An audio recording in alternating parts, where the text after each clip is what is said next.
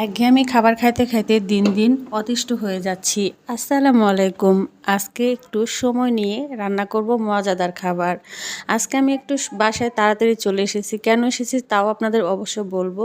তো আজকে আমি রান্না করে নেব নদীর গুড়া মাছ, মলা মাছ দিয়ে, দেশি বেগুন, দেশি আলু দিয়ে চচ্চড়ি, মাখা চচ্চড়ি। তো এখানে আমি আলু, বেগুন, কাঁচামরিচ, পেঁয়াজ কাটা এগুলো দিয়ে তার মধ্যে হলুদ, ধনিয়া, মরিচ আর হচ্ছে গুঁড়াগুলো দিয়ে নিয়েছি। তো তার মধ্যে দিয়েছি স্বাদ মতো লবণ আর পরিমাণ মতো সয়াবিন তেল দিয়ে আমি সুন্দর করে কিন্তু মেখে নিচ্ছি। আর পাশের চুলায় আমি বসিয়ে দিয়েছি ডাল। আমি আজকে ডাল রান্না করব, শাক ভাজি করব আর এই তো মজাদার চচ্চড়ি করে নেব।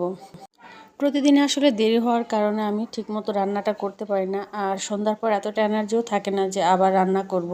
তো যাই হোক, আমার চচ্চড়িটা বসিয়ে দিচ্ছি, ওদিকে আমার ডালটা হয়ে এসেছে। তো তারপর আমি শাকটা ভেজে নেব। তো ডালটা হচ্ছে আমি এখন আম আর সাজনা দিয়ে নেব, সাজনা দিয়ে আম দিয়ে ডালটা রান্না করব। আর এখন যে পরিমাণ গরম, এখন কিন্তু একটু ঝোল জাতীয় খাবার, ডাল শাক এগুলো খাওয়াটা খুবই প্রয়োজন, কারণ পানির শূন্যতা দেখা দিচ্ছে সবার শরীরেই এখন। আর আজকে আমি একটু তাড়াতাড়ি করে চলে এসেছি, কারণ বিকালে আমরা একটু বের হব, এক জায়গায় যাব। তো কোথায় যাব আপনাদের সাথে শেয়ার করার চেষ্টা করব।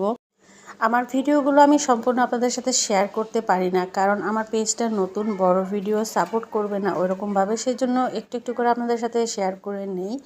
তো আপনাদের কাছে ভালো লাগলে প্লিজ আমাকে একটা লাইক দিবেন, কমেন্ট করে জানাবেন, আর সবাই আমাকে সাপোর্ট করবেন। অনেক অনেক অনেক সাপোর্ট প্রয়োজন আপনাদের, যেহেতু আমার ব্লগ করতে, ভিডিও করতে খুবই ভালো লাগে। আপনারা সাপোর্ট না করলে আমি এগোতে পারবো না। আল্লাহ হাফেজ।